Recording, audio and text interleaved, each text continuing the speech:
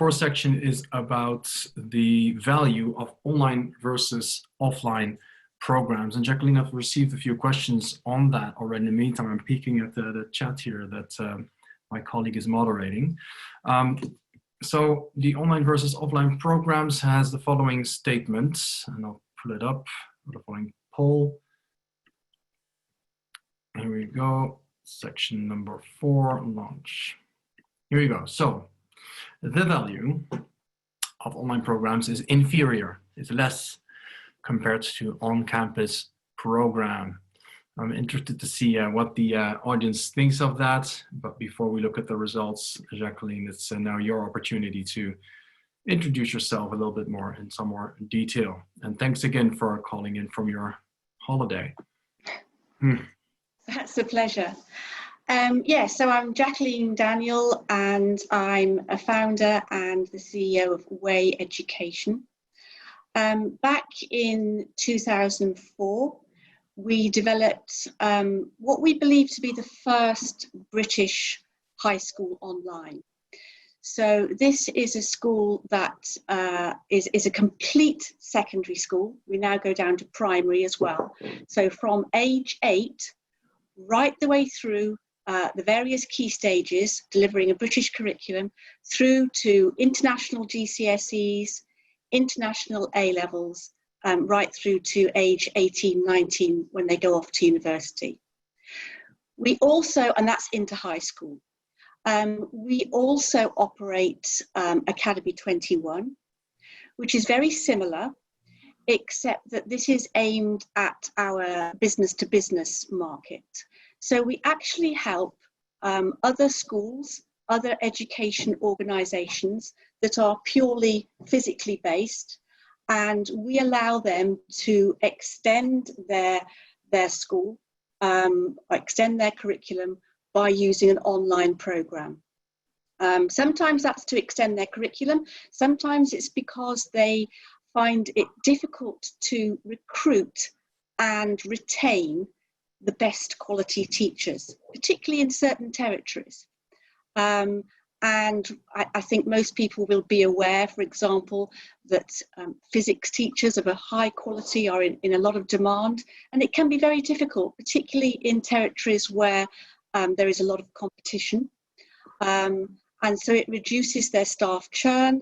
They're able to offer a high quality program and blend it with their physical offering. And like I say, extend their school gates. They don't have to build more classrooms. They just have an online extension. And that's what Academy... By how do you blend that, Jacqueline? Well, because, yeah, I mean, a lot of those students obviously are studying online, but in their physical classroom. So let's say the school might have a timetabling issue,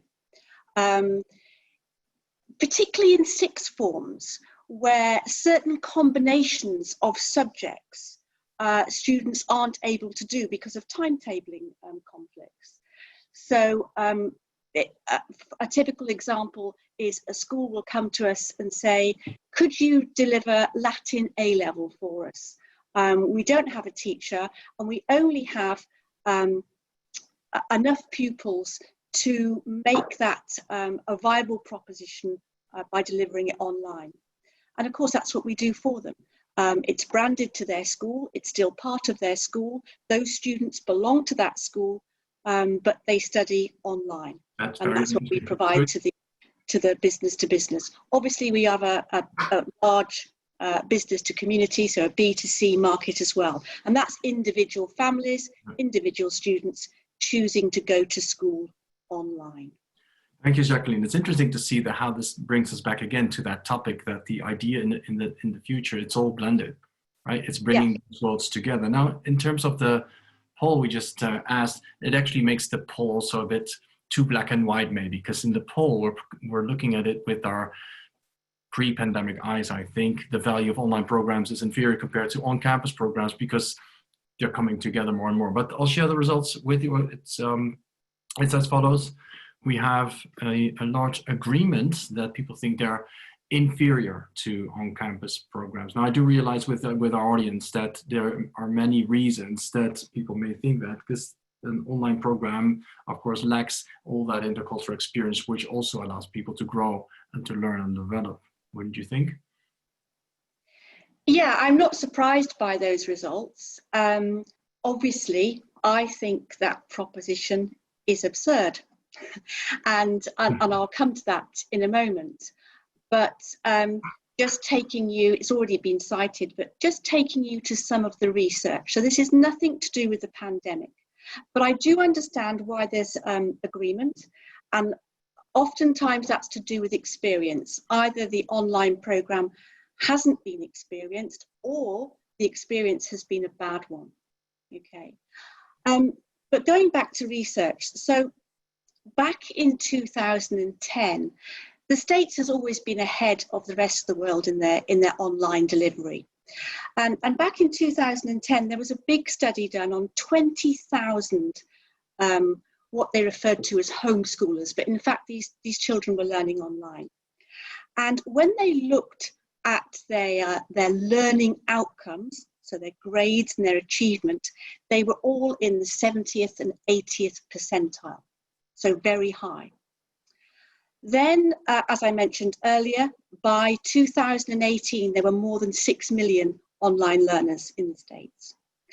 And IBM participated in a study where they said that their workforce that were training online got through 5 times as more material and learned 5 times more than those learning in physical settings. And then much more recently, in April, I think it was, this year, the National Research University and the Higher School of Economics in the States did a very detailed study of, I think it was 325 students. And they compared, it was a very controlled study, and they compared the performance of those students with their counterparts, their peers that were learning in a physical setting. And the average grade for course assessment was always higher with a lot online learners. Do you think, Jacqueline, that a lot of this feedback is based on prejudice rather than understanding the quality of programs out there? Like I say, I think it's experience. I think it's personal experience. Like I said earlier, suddenly in the world, 850 million young people were out of school, couldn't go to school. And to suddenly put offline curriculums online, abandoning all the school metrics that existed, so progress of learning, learning outcomes, GCSE results, safeguarding, they had to sort of abandon all of those school metrics and put things online. Now, I suspect that those experiences were pretty bad ones because the teachers aren't equipped, they're not experienced at delivering online, they don't have the skills in the EdTech tools, they certainly are not able, you can't just use offline curriculums and put them online. That doesn't work. Yeah. And, you know, they also didn't have time to be skilled up. And we actually do an accredited course for teachers to learn to teach online. It requires a different kind of pedagogy because learners learn in different ways and they have learning preferences. And I'll come to that in a moment. So just leaving the learning outcomes aside for a moment, there are other advantages, which means that it's not inferior. And I think Sergey mentioned cost. The costs range from 79% up to 90%, and I think the average is 81% lower to learn online than in a physical school. The benefits to the environment. In the UK, Open University did a study and they established that it equated to an average of 90% less energy use in an online environment, and that there was 85% reduction in CO2 emissions. Okay. The other thing we know is, and I said this earlier, it's very child-centered, very learner-centered. So it gives back that control to the learner, not just their physical environment, but their virtual environment as well. It's very much a one-to-one experience. So we all know that if you're learning one-to-one, so if you have a personal trainer or personal tutor, your outcomes are going to accelerate. Your progress in learning is going to accelerate. When you're in a virtual synchronous space, that is a one-to-one experience. Although you might be in a classroom alongside 20, it might be a big seminar of 40, it might even be a masterclass of 100 students. If the delivery is synchronous, so live, led by a teacher, teaching assistant, all the rest of it, that experience is very much like a one-to-one experience. We hear time and time again from students that they forget sometimes that they are, not the only child in that class, because they're talking directly to that teacher. They're having work set and activities directly by that teacher who's guiding them through a set of activities and talking to them and giving them instant feedback.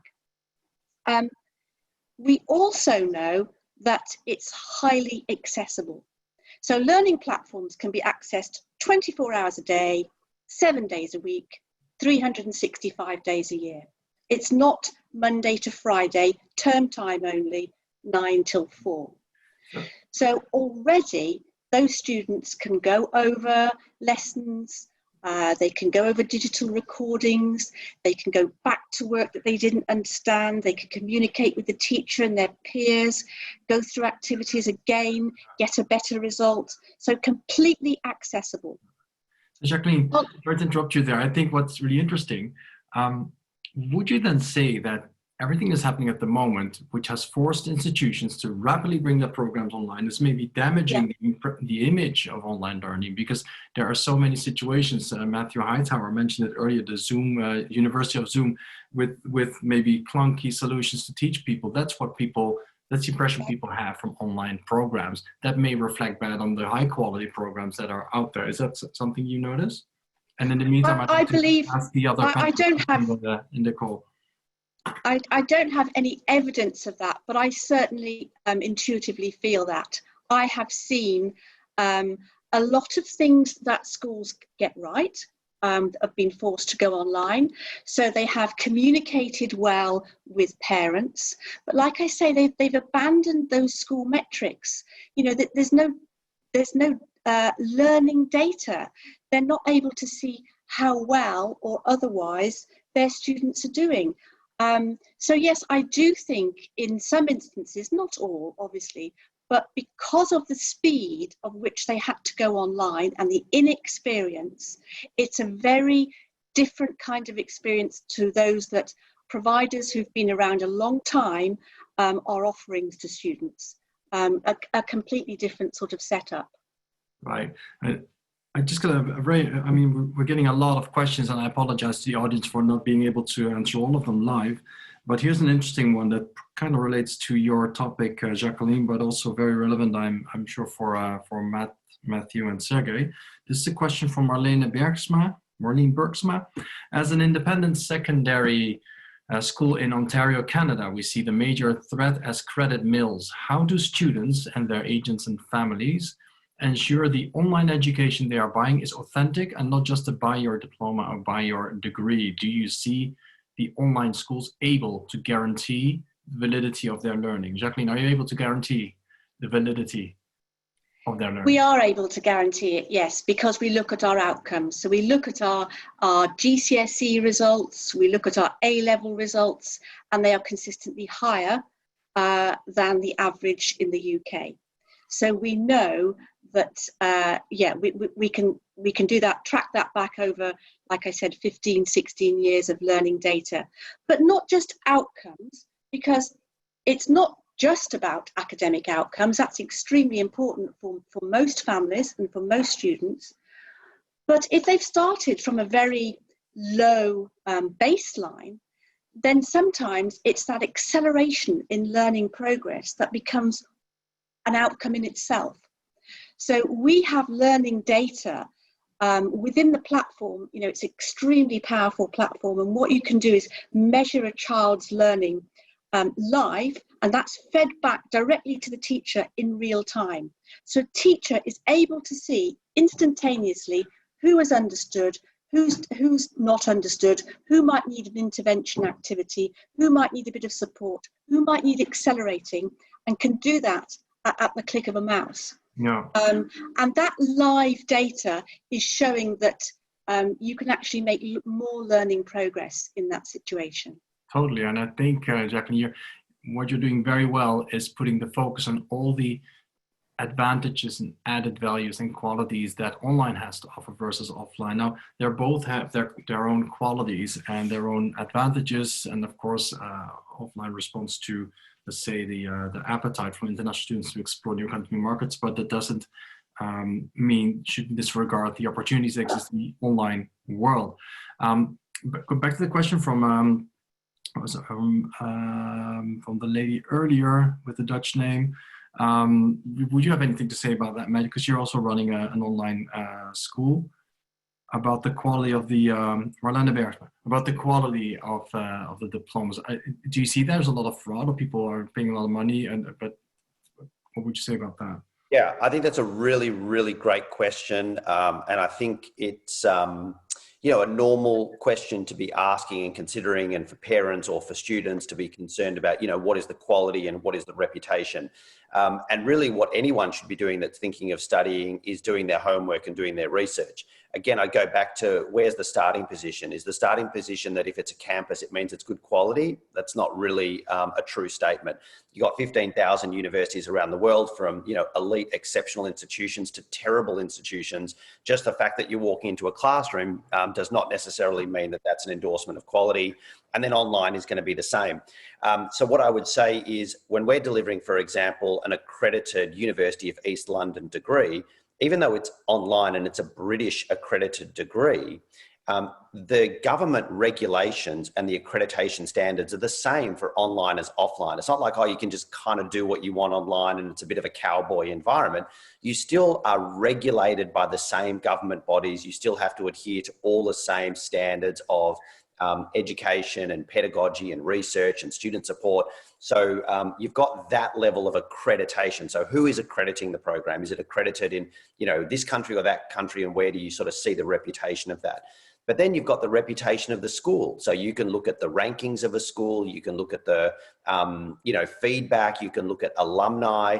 So in our case, for example, we think that a lot of, well, we win awards from all over the world anyway, so maybe that's different. But in terms of students, our students are from Apple and from LinkedIn and from the United Nations and Morgan Stanley. And this is where our alumni come from. So it's kind of like the proof is in the pudding. If you've got students at exceptional organizations that are getting promoted and getting jobs at global firms, that's a good endorsement. On the other hand, if you've got a school and it's like, well, where are your alumni, and they can't get jobs, that actually does happen, but that happens across campus programs and online programs. So it's not a question of online versus offline. It's a question of really looking at the particular school and are they doing, you know, a fantastic job. And it also gets down to the learner, because what Jacqueline said before about every learner is different. Again, it's another reason why online and offline aren't competing. It's the right program for the right student, and also the program itself.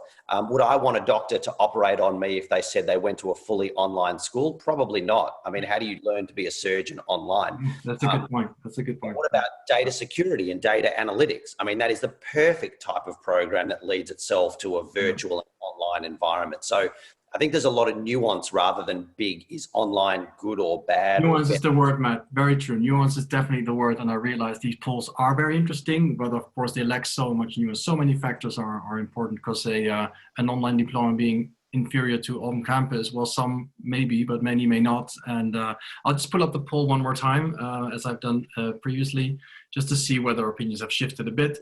But I realize that this requires much more nuance. And also the things that everyone is saying are super interesting. I feels like we could go on for hours and hours. I just realized it's Amsterdam time. It's closing up to 7:30, whereas the time was until 7:15. But I think it's a very, very interesting topic that definitely will be treated in more webinars and podcasts by ICEF. In the meantime, people are responding to the same poll one more time. And Jacqueline, what do you think? People more positive towards the online degrees? I would like to think so, but I think it takes a lot more. You have to understand, experience it, go into the detail, and all the things that Matt was talking about.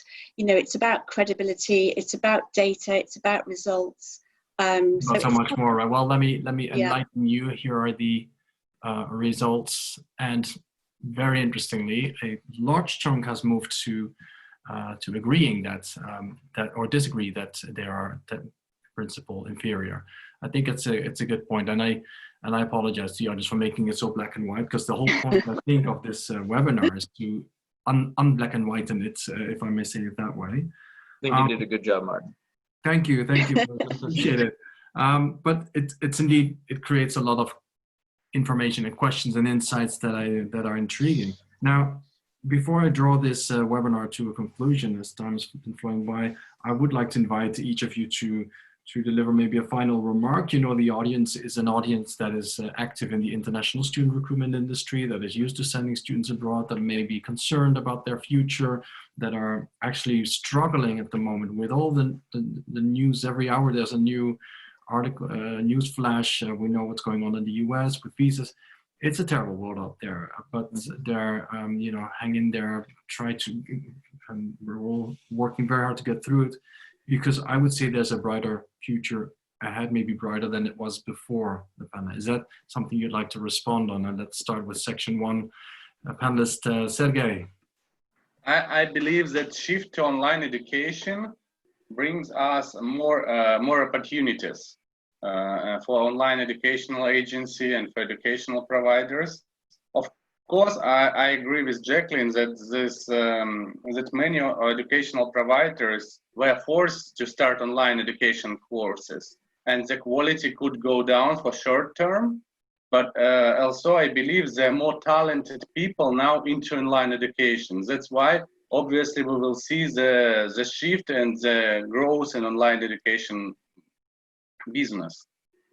Thank you, Sergey. Number two was Matt Jacobson.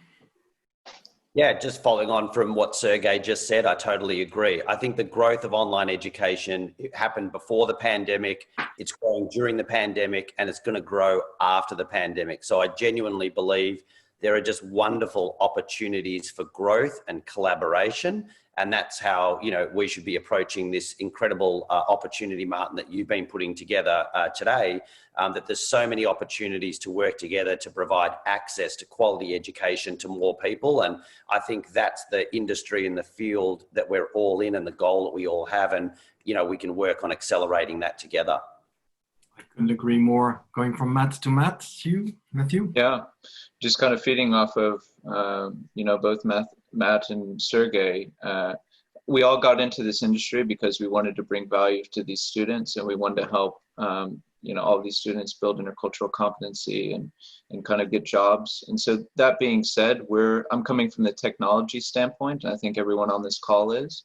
And so these are frightening times. Everyone's moving online, but this is why you rely on partners. This is why you rely on collaboration to try to figure these things out. And so if anyone has any questions, our company might not be the right fit, but I know the space fairly well, and I have a lot of people in ed tech that they want to bring value and they want to help solve some of these problems. So just reaching out to me and saying, hey, I'm confused and I need help. We're glad to help you any way we can. And I think that's the type of support we all need from here on out, is just how can we come together? How can we build partnerships, and how can we make education as good as it possibly can be? That's so true, and very kind of you to suggest that, Matthew, and indeed it's by coming all together. And before we do the concluding poll, Jacqueline, I'm sure you have a few words, if not more, to add. It's about choice, isn't it? There is not a one size fits all. So online just gives people a choice. We know that teachers want their students to do well. We know that parents want their children to be happy, to achieve, to be able to get a good job. We know that students want to be not worried about debt, not worried about mental health. And employers want young people coming forward that are a good set of decision makers and ready for the workplace.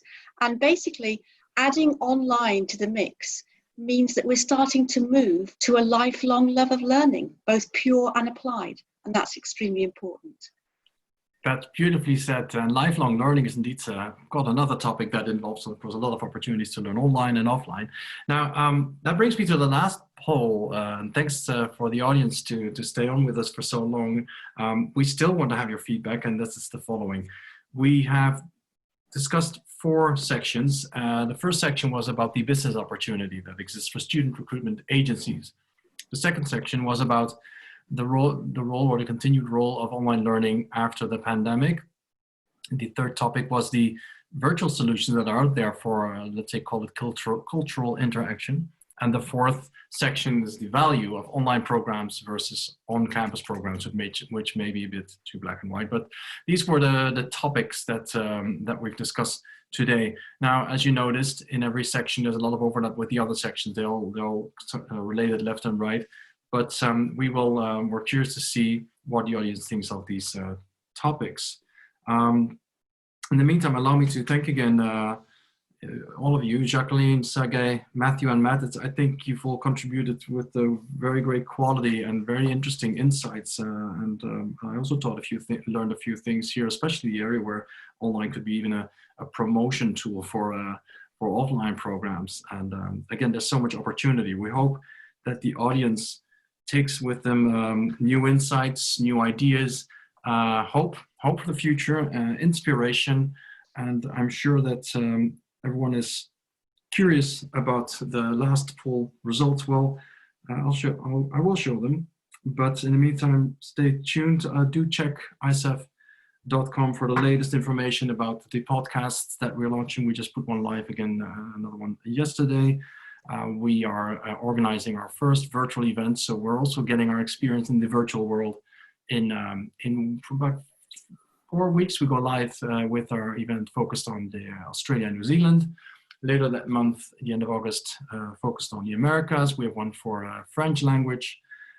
There's exciting things happening, and even a whole platform for higher education. So we'll continue to play our high quality role to connect the international education industry, and we're slowly introducing the opportunities that exist in the online world. Having said that, the results of the last poll will be shared with you in the follow-up email. You will all receive, the audience, an email with a link to the recording of this webinar with answers to all the questions you have asked that were not answered live on this audience. And on that note, I'd like to say thank you again, Jacqueline, Sergey, Matthew, and Matt. Thank you to Seher for moderating the chat. Thank you to the marketing team of ICEF for putting this whole webinar together. Thank you, and see you soon. As a team.